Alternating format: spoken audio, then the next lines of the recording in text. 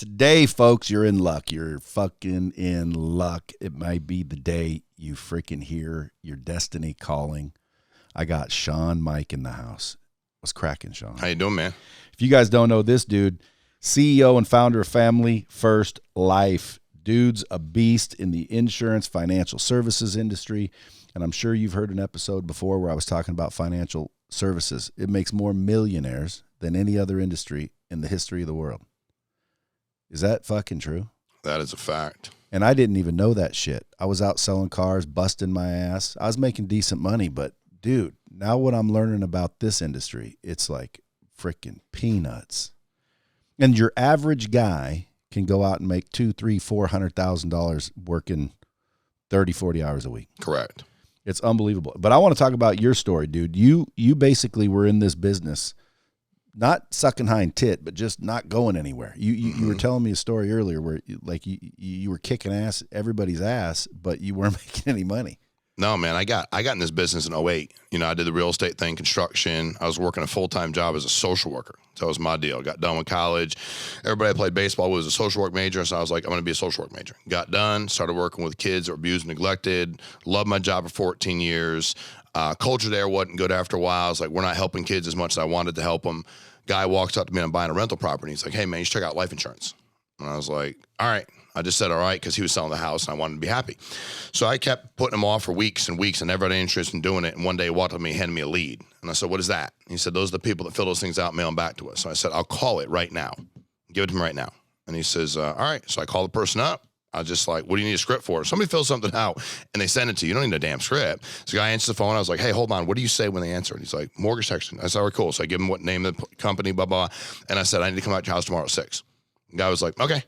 And he's like, dude, where'd you get the script from? I go, they filled it out. What script would I need when they fill it out? Like you go to the doctor's office and you interview. No, you go to the doctor's office and he tells you what to do or she tells you what to do and you do it. So when I got my license, I did that for 5 years. But I'm like, dude, I'm killing myself. Where's my money? Like, where is my money? Like, I'm killing myself, except I'm grossing a bunch, and then my net is gross. Like, I make no money. So I'm like, there's just got to be a better way to do it. And then in 2013, December 12th, 2013, we launched Family First Life. And the concept was pretty simple, man. I guess I'm a big believer in you have to have walked through it if you're going to teach it. That's just how I've been. You don't have to know everything, but if you're going to teach people to sell something, you sure as hell better have been out selling something. If you've never made a living as an independent person, you shouldn't be teaching other people how to do it. I just don't think it's fair. It'd be like my son, when he was 7, they started the tackle football thing. Bring him tackle football, start looking around, and I'm like, I know none of these dudes played football. Like I don't need to be all Americans, but did they ever put a helmet on, put a mouthpiece in, and hit somebody else? And I knew they hadn't, and I was like, this is going to be bad. So Coaches. Yeah. I mean, come on, man. So, we launched a company. It's been one hell of a ride since then. And I think to your point, you can work, 30, 40 hours a week, man. You can make $300-$400 a year. And I don't know where else you can do that. I tried to do that my whole life. I was trying to do it in real estate. I was trying to do it in construction. I was trying to do it in property management. I mean, cars, you name it. I was trying to everywhere, killing myself to just make enough money to get by. And quite frankly, if you're not making $300,000 to $400,000 a year, I sound jaded, but I'm not bullshitting. That's really not, that's just where you actually start living. Correct, which we should tell people, by the way. That's the problem. Like my kids, I always been telling my kids from day one, when I was like 19 years old, I'm like, if I could ever make $100,000, I'll be freaking rich. That was my deal. If I can make $100,000, I'm rich. Because my mom raised me working 3 jobs. And her 3 jobs didn't pay her probably $35,000 a year, maybe less. And I'm like, I'll be rich. I started making $100,000 a year, I was broke. I started making $200,000 a year, I was broke. And but we should educate more people on the fact that, dude, you can go out there and have it too. Because I think the biggest epiphany in my life was meeting people that were really wealthy.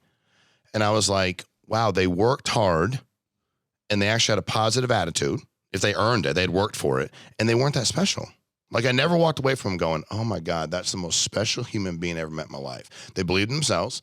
They had a damn good attitude and good perspective, and they worked really freaking hard. And that was it. Dude, and you're not out trying to sell somebody something that costs millions of dollars. What's an average policy cost? So if you take, we do mortgage protection and final expense, right? So the client gets a home, and usually they're a first-time home buyer, right? So they get the house, $210,000 mortgage. They look at each other and say, okay, if we were to die, what would happen to us? Well, we'd probably lose the house. We're both in the mortgage. We have a dual income, or you have a single person's got the mortgage. You got a husband and wife, only one of them's on the mortgage. Average policy probably costs them a couple $100 a month to cover the mortgage in the event of one of them dies or both of them dies. And then they also get the full, what they call return of premium. See, that's what attracted me to the business. If you had told me it's term life insurance, it's not that I'm not interested, but when you told me it's term and they get all their money back at the end of term. So I was like, so you mean they keep their mortgage, they pay for 30 years, they live. You know, he's 30, she's 30, 60 years of age, they're both alive. Everybody's happy, cool. They get every penny back they paid in the policy.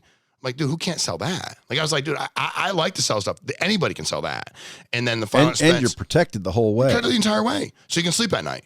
Because at the end of the day, what causes most foreclosures? Financial situation. You can't pay the bills. So it's either usually a death or disability. It's not usually Tom loses his job. It's usually something that's more extreme that occurs. Because Tom loses his job, Tom can find another job. But maybe Tom's disabled. Maybe Tom can't work. Maybe Tom died. Well, that'll mess the family up, especially when he's the breadwinner, or Susan dies and she's the breadwinner. And how many single families are out there and there's one breadwinner? And if that person disappears, had my mother ever died when me and my brother were 6 and 8, the only bill payer, what the hell would we have done? Where were we going to go? Who was going to come in and say, like, what were they going to do for us? You know, so I think for me, what I liked the most about it, Brad, was I was approached to sell life insurance a lot when I was in, I don't know why, because a lot of the guys I played ball with went in a different direction when they got done with college. They majored in finance and business in college. And the reason I didn't major in finance and business, I was a business major, true story, for my fall semester of my freshman year. And I had all the classes, accounting, economics, business management. And I was in my third class, my business management class. And finally, like, they were opening up discussion. I said, if you don't mind, would you share with us? And I'm totally, I'm just curious. I want to know, like, now I wasn't trying to do it to be difficult. I really wanted to know what his experience was. And after he stumbled for 5 minutes, I was like, this dude's never been in business before. Like, he literally got a degree and came here to teach us. And that's larceny. I mean, it's complete crap. I mean, you're literally stealing money. I mean, you steal out of somebody's car, that's stealing money. You're stealing my tuition money, which I was paying, to pay you to tell me how to run a business, and you ain't never done it. So that's why I switched over to a social work major. But because I wanted people that were actually in the field teaching me. And they were actually in the field, the social workers, the managers, the people that were parole, probation officers. But when I got done, a lot of my friends were still business finance guys and girls. And when they went and got a job, they were selling life insurance. And they were trying to sell me on, and I'm like, dude, I'm not interested in, like, all of us trying to like find these wealthy people and all argue over their premiums all day long. I'm just not interested. You know what I mean? I'm really not. And the reality really is, listen, let's be honest. If I come to your house and try to sell you life insurance, if you buy, and everybody should have it, you can never have too much, no beneficiaries can give it back. But Brad, I'm not really going to change your life the way I'm changing the life of the people that are trying, like, my entire life. I mean, I was when we launched the company, December 12, 2013, the guy said to me the other day, how much capital did you have? I said, capital, I had a $900 mortgage. I had less than one mortgage payment in the bank. True story. I had a beaten up old Honda Accord, a couple 100,000 miles on it. I had no 401k, no retirement, no nothing. And the most amazing thing about the life insurance business is you don't need any capital. It's all sweat equity. So you get leads, you go out and make as much as you want. You want to build a business? Hire anybody you want. Where do I get the money? From your own efforts, which is awesome because it's the antithesis of this whole, like, well, where's my seniority? Seniority don't matter, bro. It all depends on how hard you work and what your results are. So I was excited to help middle American families because I knew that we were truly changing their lives. Because if you go out to somebody's house and they say no, they may never let anybody else back in because they explored it, they looked into it. And I think we're on this mission of they needed as much, they probably more so. My mom nobody ever came to my mom's apartment. I was there, me and my brother. Nobody called us and said, hey, can I speak to Carrie from the benefit center? Nobody ever did that because they left us alone thinking my mom, I guess our income wasn't high enough and just kind of ignored us. So I think we've taken a population that's been ignored and we're paying a lot of attention. We have great, and I want to do right by people. I tell my kids all the time, I want to walk through the grocery store tomorrow, a year later, a year after that, and run into people, and I want to hold my head up high. Kind of like you're dropping bombs telling the truth. People may not like what you say, but you're shooting them straight. You're not ducking them. I was telling you earlier, and I'm being honest with you. I can count on one hand the podcasts I watch. I like yours. I watch it, but I don't. I just kind of like I want to hit me between the eyes and tell me what you know and what you've seen, and share that with me. If you're willing to do that, that empowers me, and that's a home run. So that's why I'm so passionate about what we do. Is that where the name came from? Family first, absolutely. So we're looking at, we're going like, our goal was we're going to go ahead and put the families that we work with first, right? And we want the agents to do that, and then we're going to put the agents first. You know, we always say we have a three-legged stool approach. I heard a guy say this a long time ago, a great company I respect a lot. And ours is a three-legged stool approach. It's got to be great for the client. Got to be great products, good, you know, service, price, the whole deal. It's got to be great for the agent, and it can't hurt the company. And I think a lot of times in America, people launch companies and go, how much can I make? You know, not how much can I give out, how much can I make? Like, what can I make off of everybody? And that's all they're trying to figure out is what can they make? And you're like, you know, I was sitting there listening to Arthur Blank years ago in a training, Home Depot, right? And he's telling me about how I got started. He was telling us, but I felt like he was talking to me. And it was like 10 of us in a room. And he said, you know, I worked at a hardware store, and I talked about a big box model before, like nobody was doing it. And the couple I worked for, I think it was a couple, they weren't like, thought it was crazy. He ended up getting laid off. And he was like, why would people ever not want to pay less for all that stuff? And then also maybe be empowered to do their own work, because you really need to pay somebody to paint your house if you can't have the money. I mean, like, dude, give me some paint. Like, I can paint your house. I mean, I can paint the inside, the outside. I might not be able to plumb your house or wire it, but I can paint it, you know? So Family First Life was a simple concept. We wanted to have a place where the agents could do really well, that they didn't have to, we weren't going to be charging for stuff. We don't charge them we've been doing trainings in person. We'll do one this year in Miami with probably 25,000 people there. They come, they're free. They don't charge them nothing. And we bring people in and let them talk at them. I mean, you talk to me long enough, I'm going to invite you to our training, let you come talk to a bunch of people. You know, it gets me excited to have people that have actually been there that can talk to people, because I just want people to believe in themselves. And what breaks my heart is when people think that their lot in life is to be like a good bill payer. You know, like, I'm like, what are they're going to die? And what's your eulogy going to be? I mean, Tom was a good bill payer, paid his bills. He was good to the cell phone carrier and credit card. Man, he was such a good bill payer. You know, I just think there's a lot more in life to that for people, for their kids, for their grandkids, all of that. And the fact that you can help these people and still get pretty freaking rich yourself, that's just a bonus. Where do you find that? Like, you don't. You don't. Like, when I've been in businesses where they weren't bad businesses, but I wasn't changing anybody's life. I was selling stuff. It was fine to sell it, so they really didn't need it, but I was selling. That's what I was doing. And I was making some money. And here, I've never seen anybody make more, like in sales. I've never seen a position that I've been around a lot of them, that pays like this. But the reward, I mean, you leave somebody's house. We had a guy say pretty well the other day at training, he said, where else can you go? Sit down with somebody for 45 minutes, make $2,000. They make you dinner. They hug you on the way out, and they're ecstatic that you helped them. And that insurance carrier drops $2,200 in your bank account the next day for an hour of work. The next day? The next day. You don't have to wait a couple weeks? No, man, we don't do that. 2021. No, next day. Hell, yeah. So if I went out today and I freaking sold a policy, I'm getting paid tomorrow. As long as they're approved, they answer you to an electronic application, take your phone, put everything in, boom, it says yes. They go ahead and get the policy, you get paid the next day. That's crazy. It is insane. Dude, how come everybody in the fucking world isn't doing this? That's probably the best question I get from people. I think we don't do a good enough job as an industry of explaining how great this is, to be honest with you. And I think in fairness, there's been people that have joined this industry. And listen, do I think we're perfect? No, I'm trying to get better every day. Every day I wake up, I'm like, okay, what did I screw up yesterday? What can I get better at? What do I need to do? What can we do as a company? But at the end of the day, I think a lot of people don't know about the industry, and some were exposed to it at maybe their compensation was really low. I mean, historically, 30 years ago, these people are coming in 35, 40% comp, and they're still doing it to people today. It's like, why would you pay people so little? Like, can you imagine? Greed. Correct. But you go out and you sell the policy. You call the person, you meet with them, whether you go out in person, over the phone, Zoom, whatever it is, you make the sale, which means, Brad, you do almost all the work, okay? And then you want me to keep almost all the money? And what happens to greedy people historically? They get knocked out. They get overthrown. Eventually, every time. Enough people go, you know what? That guy's robbing us. Dude, that's the company Me First. Yeah.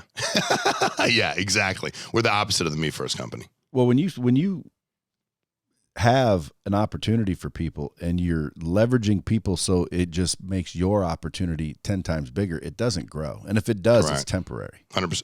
Well, that's what we saw in the industry. There was no stick-to-itiveness. Everybody was quitting all the time. They were running all over the place. Everybody's kept working somewhere, quitting. And we said, what if we had a model where the people worked here, they actually could make more money than if they even tried to do it completely on their own. We took all the other stuff off from the expenses, liability, but they can make so much damn money. They'd be so happy. They're serving people that can get like ridiculously rich. Like for us, we have a system set up. People build a business. They go, hey, I want to build an agency. Well, typically in our industry, once you get enough people, it's kind of like we got to go find more people. Well, we're always continuously hiring, don't get me wrong, but our company bonuses. So I'll bonus out monthly to the managers $4 million a month. $4 million. Like, here you go. Y'all are building it. It's just a share. Let's just share. The money's coming in. Let's share it. So we have people that, I mean, I can think of so many different people that have joined us, never made $100,000 a year, that are literally making $1 million a year. And that was our deal. Like we want to create more 6 and 7 figure income earners than anybody else ever has. I see people out there, a few people, because I've been looking around, sniffing around. Because my goal, I don't know if you know this, is very similar to yours. I do it with social media. People always ask me, why do you spend so much time dropping all the social media, doing these podcasts? Well, because I want to get the knowledge from the people who have it to the people who fucking need it. Correct. So we can all live in a world more successful. Correct. I got mine. I mean, I'm not done either. Correct. But I'm not worried about me so much. I'm trying to say, hey, look, guys, get up and fucking work. Have the right mindset. Learn the right skill sets. With the right skill sets, you can make 7-8 figures. Correct. And people don't even realize that just with the ability to sell, close, and persuade, they're almost guaranteed, assuming they're willing to work, $500,000 a year. I can show them 10 different industries to get into. I'm just discovering insurance. I might be switching it all to fucking insurance. Now, I think that's a good move, by the way. Well, not everybody's allowed to sell insurance. Mm-hmm. If you're a felon, or possibly, because again, if it's old enough, I think you can. Depends on what it is. I mean, be honest with you. I mean, you can call your Department of Insurance and ask them and check. I mean, obviously, there are things that they should be concerned about. They usually are, and the things that they probably aren't as concerned about, they're not. But it's not. But it's not for every last person on earth. Otherwise, I'd probably fucking just start. I'd join up and just start preaching. Why? Because, dude, it's not bullshit. That's why. Correct. Like, 21-year-old kid just got out of college, has a big fucking college student or debt to pay back. Mm-hmm. Goes and gets a job for $60,000 a year, and if he's good, he'll get 80 within 2 or 3. Mm-hmm. You're not living on that anymore. No. With the taxes the way they are, inflation the way it is, dude, 60, 80 grand, you're basically surviving. You're not living. Correct. I did the math the other day. I said $300,000 a year is when you start, like, you can kind of breathe a little bit. Correct. Have a little bit of money left over to invest and like get ahead in life, get out of the rat race. I was a social worker 14 years, right? And I had a mentor of mine who was a licensed therapist, good dude. And they would come in and he would meet with families and stuff. And he would say to all of us, what do you think the number one cause of all this friction in the family is? And people would have all these ideas. Their mom wasn't nice to him. The dad wasn't nice to him. He looked at everybody and said, that's complete crap. They're broke. They're concerned. They're scared. They're trying to find a way to pay the bills. They're saying no to their kids. They're doing things they probably shouldn't be doing because they need the money. They're broke. So we're trying to fix all this other stuff that even if we fix it, they're still broke. Literally broke. And they don't believe there's any way out. So what you were talking about is why I like the show a lot, because you do get the information and then you are that conduit to pass it on. You do get that information. You are that conduit. So most people don't. I think most people act like they have all the information, and you don't. I like that a lot, because you're like, dude, I'll get all the freaking information, and I'll tell you exactly what this dude told me, and I'm gonna challenge this guy about this, but I want to empower everybody that's watching this, because how many people right now, I'm gonna ask you, because I don't know the answer. What percentage of people do you think watching your show right now, what percentage of people watching your show right now do you think could use some extra money? 100%. 100%, right? Literally 100%. Yeah. So if we know 100% of the people need that, why don't we help them? Yeah. Like, why not? Right. Well, again, I try with the information, but see, what I'm thinking about now is, fuck, dude, I could go a step further than the information. Like, I'll just, start ultimately I'll teach them the mindset, the habits, and the skill set, and then I'll give them the vehicle, which is, in this case, insurance industry. Correct. And they would, and why, you go, why? Well, people know that you genuinely want to see them win. So I think that's the leadership thing that most people are missing. And it's something you talk about all the time is if you hire me and you don't give a damn about me, bro, eventually I don't give a damn about you. Period. But if you hire me and I know you, and you know how I'll find out you care? Because you'll challenge me. Because you'll talk about what I can have for my kids. You'll ask me why I'm not making $300,000 a year. If you're willing to challenge me, that means you're willing to get uncomfortable enough because you actually care about me. And it's most people think it's the opposite. Like, well, I can't say that because that's just, I feel like it's rude. I'm like, no, you're selfish. See, when you worry about yourself first and only you're just selfish. So if I say something to you and I'm uncomfortable saying it to you, it's only because I'm worried about me over you. But if I say, hey, Brad, listen, man, the doctor said that, you know what I mean, you can't be eating cheeseburgers 9 times a day because your cholesterol's high. I mean, why would I not? I care about you. I want to see you win. So what you're talking about, dude, I think people would, and they'd follow you because you genuinely care about them. That's what people are missing. They ain't trying to be enamored with, hey, you know what I think people need? People that are fearless. You know, people like that because a lot of people proceed with fear. You know, my Pastor Matthew's a good friend of mine at Dream Center says fear is your absence of faith. And I just believe that. Like, I'm not going to preach to anybody about anything, but I believe if you have faith, what the hell are you afraid of? Because the best book that I've ever read is the Bible, and it doesn't say anywhere. I tell people all the time, point to me where it says to be afraid, because you're always afraid of everything. What page is that on? I want you to quote it. I can't do good with quoting the Bible. I read it and still kind of messed up, but I can't quote it to you. I can't quote scripture. Why don't you tell me where it's at?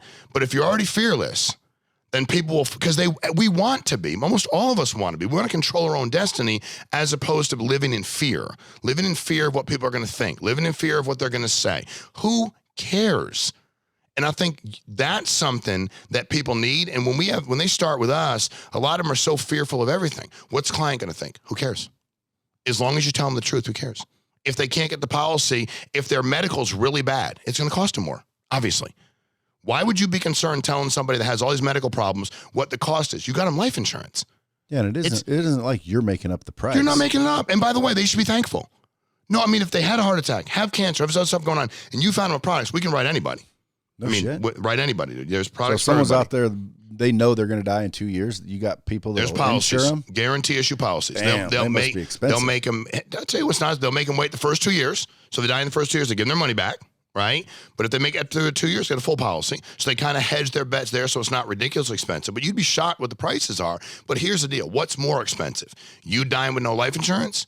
Are you paying X amount to get $25,000 for your spouse when you die or for your kids? That's why I say to my clients, I'd be like, oh, you're not going to do it? All right. I'd flip the lead form over and I'd be like, all right, the only reason you wouldn't buy the life insurance from me, because you fill the form out, mail them back, is one of 2 reasons I need to report back to my manager. Either you don't like me, which that one stings, but I want you to be honest, or I didn't explain it right, or didn't make it affordable. Which one of those things is it?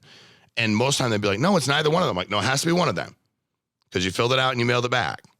And you know you need it. You made a conscious decision to figure out life insurance. So I'm here. And dude, most of the time they'd be like, no, you know what, man, I'm sorry. It's uncomfortable. I'm like, well, you know when a good time to have a new bill is? Never. But you know when a good time to die with no life insurance is? Freaking never. So let's take care of it, put it in a drawer somewhere, never think about it again, pay the $147 a month, call it a day. If that means you got to eat out one less time a month, so be it. Or guess what? Come with me. Amen. I'll fucking show you how to make way more where that's chump change. Hey, amen. And we hire a lot of clients. Dude, I'd be fucking closing people left and right and recruiting them and showing them how to do it. Because it's basically working for yourself. You don't You don't have to show up at an office, wear a tie, do all your bullshit. That's the other thing. People would come to me and go, well, I don't think I can do it. And I'm like, why? Well, I have no experience. Or this is the way I look, or I have this here, or I have all these tattoos. Nope. Dude, they're middle American people. Who cares? You know what they want to know? They want to know you're not lying to them. They want to know you look them in the eye. Because when I first started, the guy was like, are you going to wear, here's how we dress. I'm like, ain't now how that's a pronoun you should, ain't no we. First of all, nobody tells me we how we dress. I'm a grown man. I'll wear whatever I want to wear. I'll wear jeans and a short sleeve shirt and go to people's houses. Why? What was I there for? To dazzle them on my wardrobe, or to talk to them, be honest with them, care about them, stand up for them, get them a life insurance policy? You can do it out of your house. I mean, I talk about kids. How many people nowadays, and this is what got me, Brad, when I was selling real estate, working the state, I didn't want to miss my kids' stuff. I could avoid it. I wanted to run my business from a phone. If I want to get up in the morning and start dialing at 6 a.m., get all settled, start going on Saturday because my kid didn't have a game, I wanted to do that. But if on Sunday played football, I wanted to be there. If my daughter had a dance recital, I wanted to run my schedule so I could control my schedule and I could be at it. I wasn't going to miss those things. My mom worked 3 jobs. She couldn't go to no games. That's the highest pay, underestimated highest pay bonus ever. People don't value, I don't believe, how valuable that is right there. Because when you can work for yourself and literally make a living, you know, but your daughter has a play. You know, one time I was supposed to go out and do this keynote. They paid me money. I found out it was the same damn day as my daughter's daddy-daughter dance. So I called them, said, hey, I'm going to send your money back. They're like, well, what are you talking about, dude? You got to be here. I said, I can't do it. There's people here that are going to do a business with Lightspeed. It was like a $500,000 deal to start. I said, can't do it. No. Daddy-daughter dance. Now, I work for myself. No one's going to fire me for doing that. Correct. Nobody said, Brad, get your fucking ass out there and close this deal. So I fucking canceled. And the crazy part is the dude that was coming to do the deal found out that that's why I canceled, and freaking he wanted to do business with me 10 times more. Why would he not? But worse, even if he didn't, dude, if you got to miss shit like that, I always ask myself, dude, like, no offense, but like, where's your fucking balls? Like, right. Like, dude, you're going to let my wife, when I first met her, she was a nanny for this family. And one day we're in bed Sunday morning, the freaking shears are flowing in with the wind, and it was I had Maroon 5 playing, and it was awesome. And her phone rings, and she goes, "Well, I gotta go." And I said, "Why?" And her boss was some dude. He said, "Oh, I gotta fucking go over here to so and so." And I said, "Babe, you're gonna have to quit that deal." Yeah. She goes, "What do you mean?" I said, "Some dude can tell you to get out of my bed and fucking show up." Bullshit. Next day she quit. She quit. Yeah. Well, now she's my wife, but so she made a good decision. Yeah. But still, at the end of the day, man, that's a very underrated bonus, is being able to decide when you go on vacation. You want to stay an extra week, stay an extra week. And by the way, you got your phone and your laptop. Fuck, you can sell this shit by the pool. Correct. Now you keep saying going to someone's house. I'm thinking, why would you need to go to their house anymore? You don't have to. Here's a beautiful thing. Well, before, I'll be honest with you. I've had people tell me, no, you know, in person. No, dude, listen, I'd prefer you get me on the fucking phone. This ain't $1 million decision, people. It's a couple $100 a month. I don't 100%. Need you to come to my house, especially with COVID, especially with fucking whack jobs. I don't know who the fuck you are. I mailed something in. Now you want to come to my house? Shit. I don't even let people come to my house when my wife sells shit on OfferUp or whatever. We have a warehouse where we send it there, and it's like, go there. I don't want people coming to my house. But here's the thing. Think about this. And I agree with you. We can do any one of 3 ways. But when I started, thought to myself, this is weird. Nobody's gonna want me to come. Like, this is weird. But then I started realizing that 1.5% of the people that get all this stuff, internet, Facebook, Instagram, direct mail, 98.5% of the people, they freaking don't respond or throw it away. Yeah. That's me and you. We're the 98.5%. So we're like, don't come to my house. We're like, you can't pull my driveway. We're like, I'm not giving you my address. But we're not the people that fill it out. It's a very trusting population of people like, hey, I need the help. And dude, I'm totally good people come to my house. Now, we do it when COVID hit, it changed the whole dynamic of everything. Because some folks are like, hey, we don't want you to. We're like, dude, cool, we'll do it right now. Some guys and girls just call and do it over the phone. And then some people say, hey, listen, I live wherever. I'd like you to come out to the house. Fine. I've been doing this 12 years, so I ain't never had any problem with, because of the population. You know, they fill something out. What if they're in Chicago and you're in freaking LA? Well, you could call them from LA if you wanted to and sell them over the phone. But a lot of people might call them locally and go out to the house. And if you were in LA and they said, hey, I want you to come out, then you call your agent in Chicago, because we have agents all over the country, and you go, hey, man, this guy wants you to go out to 123 Main Street. He wants to meet with somebody in person. You cool with that? Yes. So we have a lot of people that just get on the phone, like you're talking about, get on Zoom and do their appointments wherever they want. From the pool, from vacation, from another country. They just get on there and do their deal because it's all virtual and it's a home run. And COVID's allowed that to happen. Prior to COVID, a lot of this was done in person. But I agree with you. I don't think it has to be done in person. We have a hybrid approach. Do any 1 to 3. Phone, Zoom, in the home. Some people love being in the home. They write $100,000 a month. Cool, do it. Some people love being on the phone, love being on Zoom. Love doing all of it. But I think what they're starting to learn is you'll call some people up. If they say, hey, I don't want you to come out the house, they immediately go, all right, cool, don't need to. Here's my insurance license. Let me text it to you. So you have my information. You look me up. I'm going to need some information from you. Let's take care of this over the phone. And a lot of times they say, okay. Before COVID, it was mostly in-house. Oh, yeah. And I'll bet you if you'd asked all these old insurance, they would have said it couldn't be done. Fucking ancient people. Yeah. Because the people I'm talking to, dude, they're all older. Mm-hmm. They're ancient, basically antiquated, and they're saying, no, it's a face-to-face business. But COVID forced them to do it, and now look, I wonder how many policies are sold virtually rather than. Oh, I can tell you the vast majority of a lot of places now are sold virtually. Yes, and they thought it couldn't leads. happen. No, just like leads. They would told me 10 years ago, direct mail leads, direct mail leads, direct mail leads. I'm like, dude, I promise you that's not the future. I promise you it's internet and social media, It's not direct mail. My daughter, it's funny, I said this when she moved to school. I said, have you checked your mail? No, my daughter's smart. She's like got an LMU, gets good grades. She said, mail. I said, yeah, the mail. She goes, why would anybody send me anything in the mail? She's 20. And I'm like, that's what she's like, I don't know, Dad. I got everything. Like, I've never checked my mail. I mean, it's probably all junk mail, right? And I'm like, she thinks the way almost everybody else does at that age. So what's there to check? What are you telling me? Just like people told me, I mean, they don't use TVs either. I buy 5 TVs, put them in the kids' rooms. They watch TV on their phone. They watch YouTube on their phone, So, yeah, I agree with you. We've changed, Brad, I think, with the industry and with technology. Dude, you're the CEO and founder, which means before you, there was nothing. Nothing. So you formed a company. You said, fuck this. I'm going to go out and build something. Yeah. How many people are involved today? So we'll give you some perspective. We'll issue in 21, about $600 million in premium total. Okay, about 425 million of it will be life premium. Makes us bigger than just about anybody else is doing this in America. We partnered with an awesome company called Integrity. That's been great for us. But 425 million, I was saying this to you earlier, we only have about 17,000 agents that have been paid year to date, and we've done 425 million. Now, how many people have an insurance license? I don't know, 1 million more.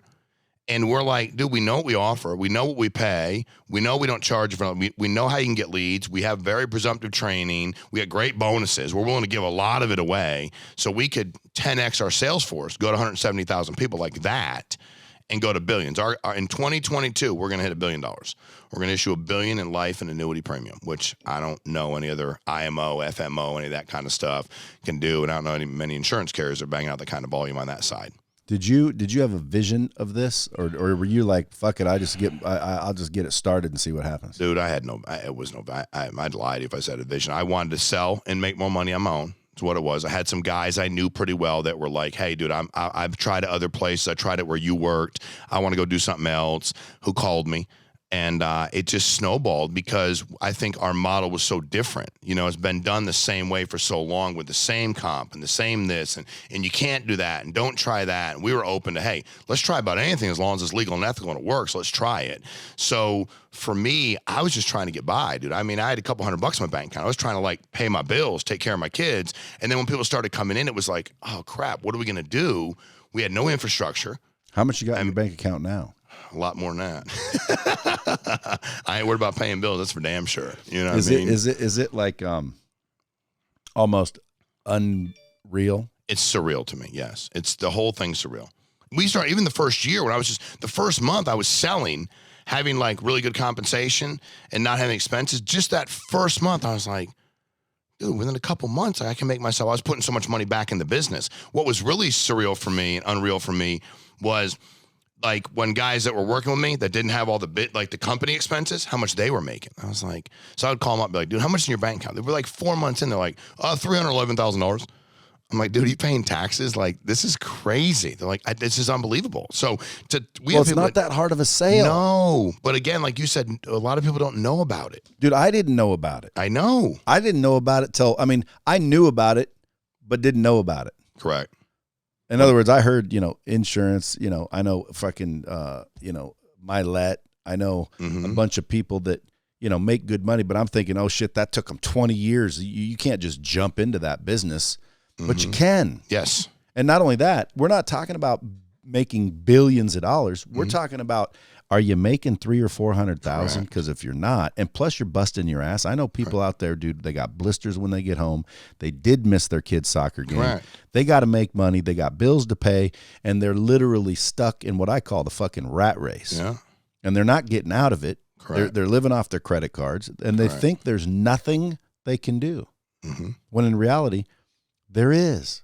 And it's not that difficult. And anybody can do it. See, reality is outside as long as you can get licensed, right? There's no innate skill set to call people up that ask you for insurance and get it to them. None. Because it's a percentage of the population, which is massive, by the way. It's hundreds of millions of people here that have said, I want it. All you got to do is call them up and, hey, man, ask some questions. And then, boom, $2,000 in their bank account. Bam, $2,000. Not only that, but you build a little relationship with that customer. Their aunts, their uncles, their 100%. Brothers, their sisters. It's ridiculous. Now you got a bigger network. It's ridiculous. If you're a people person, shit, you should crush it. And you ain't got to be a salesperson. I tell people all the time, you're an order taker. We're an order. They fill out an order online, on Facebook, direct mail. We're an order taker. I call you up and go, Brad, you filled this thing out. What are you going to say? No. You just filled it out 20 minutes ago or an hour ago or 3 days ago. What if there's not leads? Oh, my God. Dude, we have to slow down our lead flow. We don't have enough agents. We could go to 170,000 agents. There's no BS. 170,000 from our 17,000, and we'd have more than enough leads. More than enough leads. The internet leads are ridiculous. Turn them on and off like a faucet. These people are asking. They're hand raising. Yeah. I'm interested. They have to go through it's life insurance. You know what you want, the ballpark of what they look like, benefits, premium, what they got to pay. They know exactly what they're doing. How do you learn all that shit? Well, we teach. I mean, here's the deal. It took me a long time for us to learn it as a company, right? But then I think what happened was once we learned it all, it was like, let's just share everything we know with everybody. Like, that's one of the things we did early on with our training. People would be like, well, why do you put the training online? I'm like, what do I care? Like, well, people you compete with are going to watch it. I'm like, they'd still have to go to work. And then maybe they'll watch it and join us anyway because they realize they ain't getting taken care of at the company. I mean, whatever. I don't care. What does it matter to me? You still have to go out there. You still have to bust your ass. You have to have a right attitude, and you have to go do it. But the reality is we do all that for you. So we have the leads. You point and click, CRM, boom. Here's how I get them. Here's how it's done. We show you what to do when you get out in the field. And we're very, very presumptive about it. But I think a lot of what you and I were talking about earlier is we yank the fear away. Because that's what cripples people. Calling somebody up, once you get them on the phone, it's like public speaking. The guy or girl goes up, they start sweating, they get red. But after a while, they're like, this ain't so bad.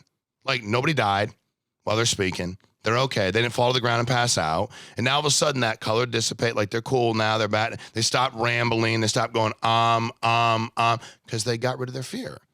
We just try to yank that out before they even call people and get in the field because there's no reason to be fearful. They're asking you to come out there. I think that was and I always made the analogy to take something in your life that you've done that somebody didn't want you to do. It could be anything, right? It could be you started doing this, didn't have an audience. You had to start somewhere. Yep. So, and you start doing them early on, right? And people are like, well, you could get caught up with how many people weren't listening as opposed to how many were. Because somebody was. They ain't as many as they are now, obviously, and not as many as you're going to have in a year or two because this thing's exploding, literally, no pun intended. But you got to start somewhere. But so for us, it's getting people to understand that if you went out in the field and you had 10, or on the phone, you had 10 appointments, okay? And you only closed one. Like, seriously, you talked to 10 people that wanted the insurance and you closed one. You still make yourself $1,000. Yeah. For the day at your house. For the day at your house. And again. And by the way, how long does that take you? You couldn't be that. 45 minutes? Maybe on the phone. And the other 9 said no, so that didn't take very long. Well, then if you get a little better, you probably raise those odds. I don't care who you are, I tell people all the time, as long as you're willing to call the people and as long as you genuinely give a damn about them, you'll close half of them by accident. And I mean that. Like, you'll literally, because they want to buy. Not only that, dude, we're talking a couple $100 a month. I know. Now, are you dealing with people who are like $200 a month, dude? I won't be able to buy my kids food. Well, here, I'm a big fan of like being direct with people. Okay. So when people, it's like we're taking orders, but a lot of people are taught to not be sold, right? What are most of our clients worried about? Being lied to. So I'm upfront with them. I say, I'm not gonna lie to you about nothing. So if you tell me I can't afford the food, it's like, Brad, that's not true. You got a cell phone, you got a car. Come on, bro. That's not true. I'm not mad at you, but that's not true. The $200 is not what's going to get you. It's all this other stuff you do in your life. Hanging out all the time, going out on the weekends, drinking, going to football games. Like, I'm fine with doing all that, but you got a wife and a little baby here. They ain't got no damn life insurance. So if you got to find a way, and as you talked about, I'll hire you. But if not, you're screwing off with $200 a month. That's just going wherever. So you got to figure it out, bro. But here's the thing. There are places in the world, not in America, where you actually, when you buy a home, it's required that you have life insurance, which is actually brilliant because the reality really is that's like the number one cause of foreclosures. You don't like foreclosure in your neighborhood. Screws up everything. It screws up your valuation. Houses are empty. People break into them. Nobody wants that. Banks want to get paid. Of course they want to get paid. So they kind of do that and go, we require you to have enough. So when something happens, we get paid off. Y'all get to stay there and just pay the taxes on the home. So there's nothing complicated about it. And the reality is, like you said, have a conversation with people. But what they're looking to do is they want to be told what to do, because you are the only one. Like when I started, people would give me their advice. I'd go, hey guys, if you don't mind me, do any of you have an insurance license? No. Okay, well, I didn't tell you how to use the excavator, because I'd asked the guy to dig the hole at the foundation, because like you had a laser and stuff. I probably would have dumped the machine in the hole. I never did that. Please don't tell me how to do my job. Like, with all due respect. Like, please don't tell me how to do mine. I'm the only one with an insurance license here. I'm the only one that can take care of this for us. Let's just proceed. Let me help you. I'm not going to lie to you. I'm not trying to be, but we know you need this. Are you able to lie to them? Meaning, hell no. Meaning, not if you want to keep your license.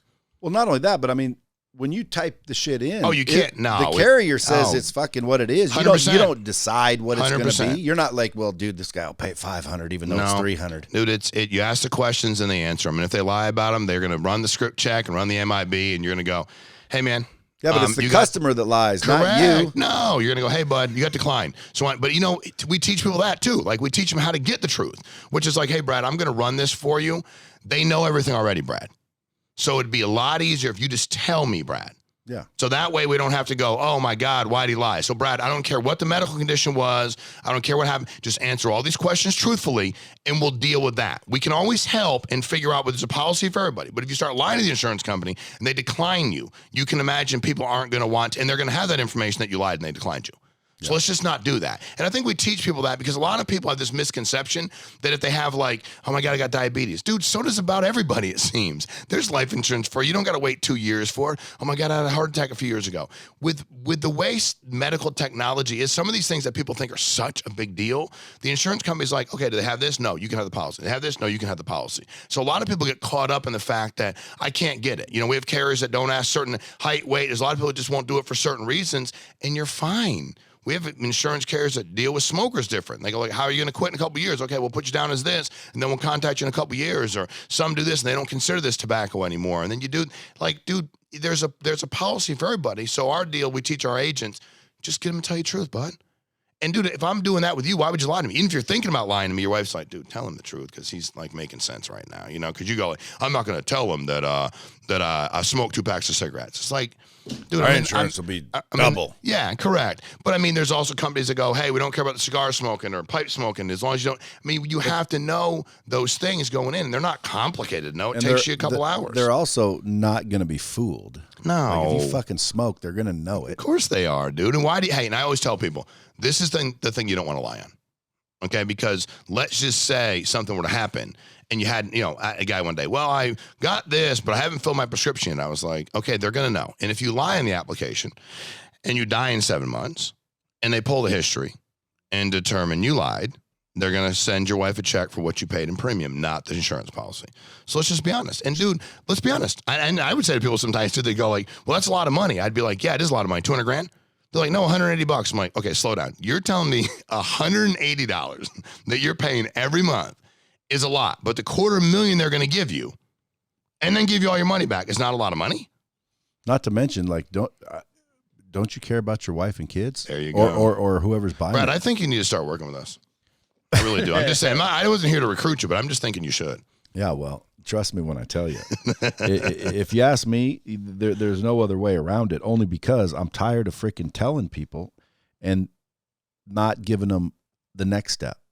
So the next step is, here's the vehicle. Because I can tell people mindset, habits, skill set. I can teach them how to close. I can teach them how to sell. This is an easy fucking sell. No doubt. I bet you I would get agents doing 50 to 80% close ratio with just good sales training. Mm-hmm. Just good sales training, let alone referrals, prospecting. Like, you could get referrals. You build that relationship right. Mm-hmm. You sell one policy, I'll bet you there's 5 more in the same damn family. And that's $5,000, $10,000 a pop. And you're helping the family, because if something happened, they're screwed. I went out to New York Life one time. The CEO, dude, young guy, CEO, something happened to his family and they had freaking insurance, New York life insurance, which saved his mom and his ass, and that's what made him so passionate about it. And the son bitch ended up CEO of it. I mean, insurance is a good thing, and anyone that's not willing to spend, it's not like thousands, man. It's a couple $100 tops. If you aren't willing to spend a couple $100 to protect your family, dude, what kind of a piece of shit are you? Honestly. Yeah, and I'd use that close. You like no one's. Do your thing, bro. Dude, I ain't leaving the house. I ain't leaving the house without a policy or an enemy. You know what I'm saying? Because if I leave the house without a policy, you're going to be an enemy. Because I'm going to be like, dude, you're a fucking rat trap piece of shit. Plus, you also failed me. I mean, if you go there and you don't do everything you have to do, and I think what's funny, Brad, is when you go and stick up for people, dude, 99.9% of the time they're fine. Like they understand it, they get it, and they're like, you're right. You're right. I know I need to do this because they didn't. What would stop somebody? Not much does, because you're not trying to find somebody on the side of the street that doesn't believe in life insurance. Not everybody believes in it. 1.5% of these people send it back. They obviously believe in it. They wouldn't send it back. You could find a guy on the side of the street that goes, I don't care about nobody. I ain't got, and he might be telling the truth, but he didn't fill out a form. He's not our guy. We'd never call him. Yeah, but we don't cold call anybody. No, but my point is, even with everybody we call, I think the majority of them you're going to find are going to go, yeah, dude, like this makes a lot of sense to me, dude. I'm completely in. Why would I not be? And I think, but they're waiting. I think here's what I believe. If you're going to work with somebody, when they lob up to you something like, I want to think about it, they just want to see how passionate you are about it. Like that guy you told rose up the ranks, big part of that, dude, was he's passionate. Freaking people need life insurance. This ain't a game to me. And that was our deal when we first started down. I'm like, it's not funny. It's not funny that you didn't help them. Yes, you didn't get paid. I got that. How do you know which one dies? I'll give you a really quick story. My first death claim, my very first death claim. I've been doing this for like 5 months. Had no death claims. Selling life insurance, going to people's houses, picking up checks, doing my thing, whatever. I'm driving down the street one day. God is great. I'm arguing with one of the guys in my office because he was supposed to do something, but something didn't happen. And I literally pulled over because I didn't want to lose signal where I was. And I'm talking to him, and I got a folder next to me of my appointments. And I end up being in another neighborhood. I was like, damn. So I pull out a lead, and the lead is in the neighborhood I'm in. So I hang up with him. I go knock. I have no appointment. Knock on the door. Lady comes to the door. She's super nice. She's like, hey, how you doing? I said, this is you. She goes, yeah, I've been calling you. Couldn't get a hold of you. You know, you want to take my shoes off. That was always my deal. Take my shoes off. She's like, no, you don't take them off. I'm like, my mom would hit me in the back of the head if I didn't ask. I go on in. So we start talking. She goes, I want to be honest with you. I have stage, it was 3 or 4, pancreatic cancer. I got 90 days to live. I said, okay. She said, what can you do for me? I said, I'll be really honest with you. The only thing I could do for you is to write you a policy that's graded. It's going to take 2 years. You're going to live 2 years. She said, Shawn, I'll be honest with you. Chances I live 2 years are 0. I have no shot to live 2 years. As I'm saying that, around comes her husband. Big old boy. Hair down, vest. Like, you know, guys that are big anyway, they cut the sleeves off their shirt to show you how big they are. Cut sleeve off his vest. He walks the door, goes, who the are you? And I said, I'm Shawn, your wife. I go up, shake. He wouldn't shake my hand. I would shake his hand. He wouldn't shake my hand. I sit back down. But I'm not going to get emotional about it, right? Because, like, I'm trying to help him. So I said, listen. He goes, starts giving her, he says, I told you couldn't get life insurance. You stop filling these forms out. I said, hey, man, how about you? He goes, don't even start with that crap. I'm not getting no damn life insurance. She looks at him and goes, I'm going to die. You're not going to get life insurance. I go, you heard what you said, right, bro? And he's like, I'll look at it, but I ain't going to get it. I got it at work. So everybody thinks they have it at work. Okay. So we go back and forth a little bit. I let him feel good about being big in charge in the house, right? I want to be nice to him. I'm not reacting to him screaming and yelling and being and dropping his own bombs on me. And I end up writing him a policy. Okay. The dude was late to work that day, worked second shift at a corporation 15 minutes from their house. Never even had to be on the highway. Leaves 2 days later on his motorcycle. Okay. Deer runs across this route. He lays the bike down, hits his head in the pavement, and dies instantly. Article in the paper because it's small town. Wrote him policy for $250,000. One of the relatives calls, like, yelling at me, which I don't give any information out of the phone, saying, my so-and-so, I don't know what the relative was, she thinks she's getting $250,000. Why would you lie to her? I'm like, first of all, I don't know who you are. Second of all, stop yelling at me. So I finally get a hold of her, and she's like, it's not going to pay out, is it? I'm like, yeah, it's going to pay out. We took it.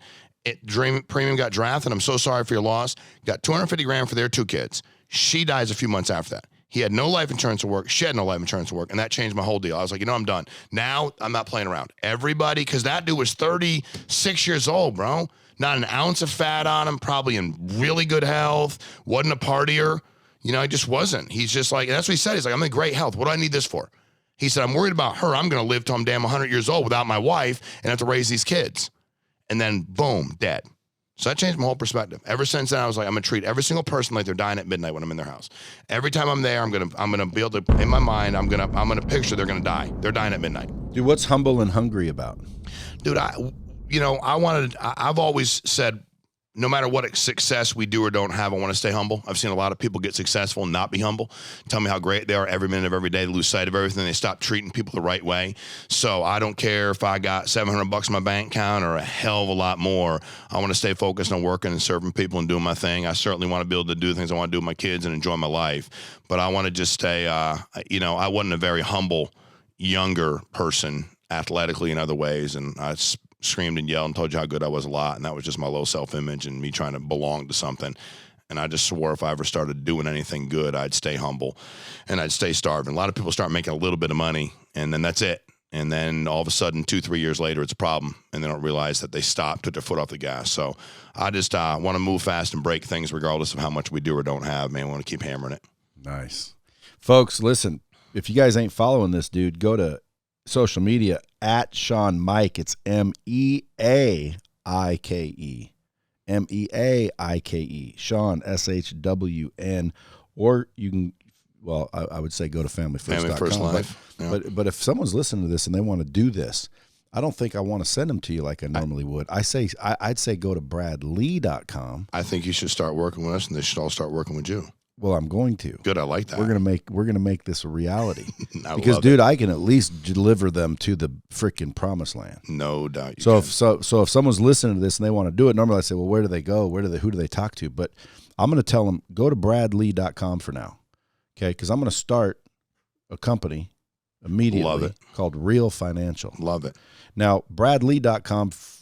Just in case this drops early, bradlee.com, you can put make money with Brad. It'll say work for me at one of my companies. I'm forming a company. I'm going to form it with you. Congratulations. Well, thank you. Say it to me. I want you to say it back. Congratulations to me. We should be excited. Well, yes, you should be excited.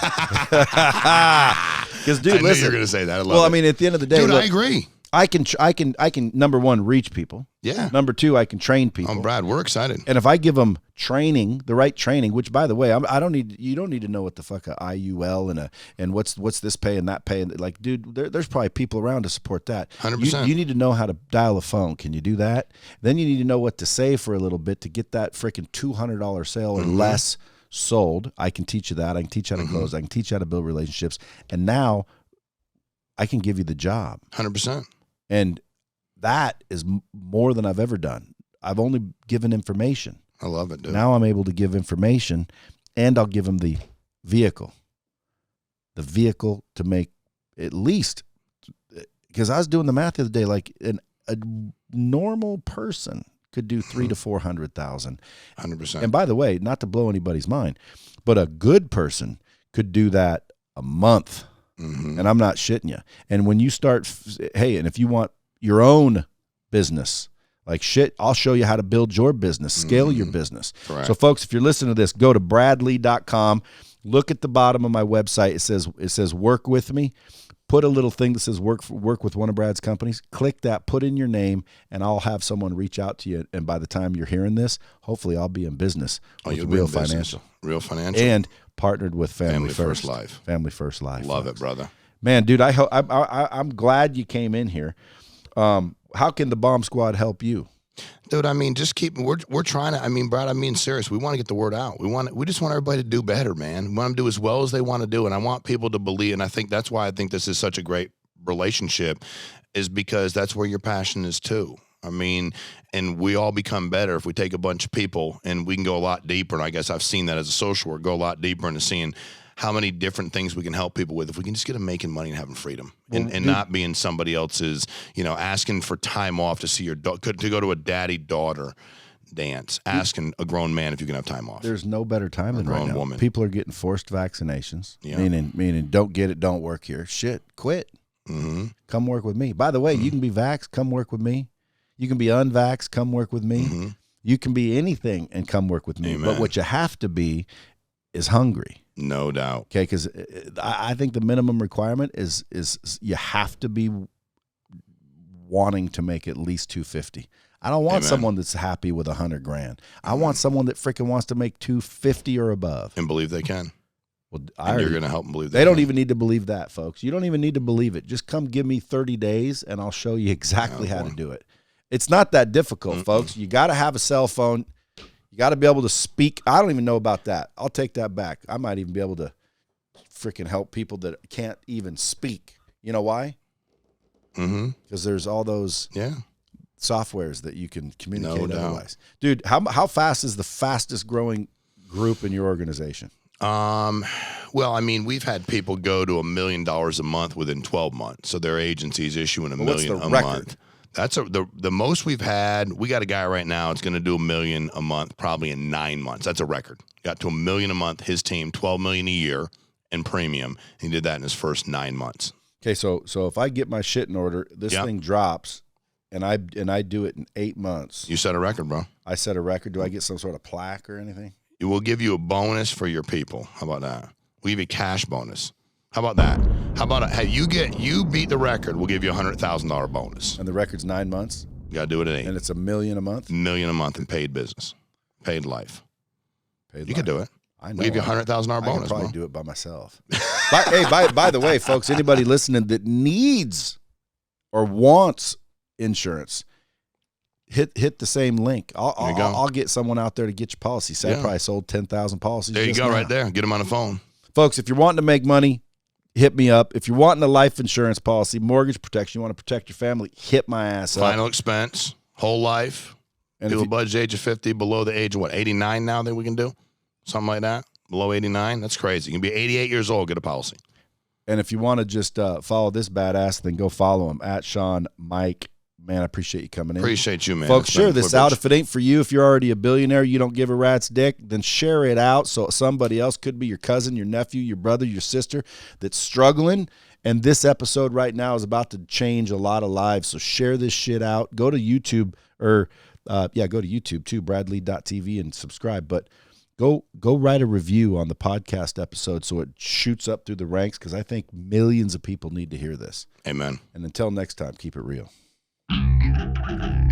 Dropping bombs with the real Bradley. Subscribe now.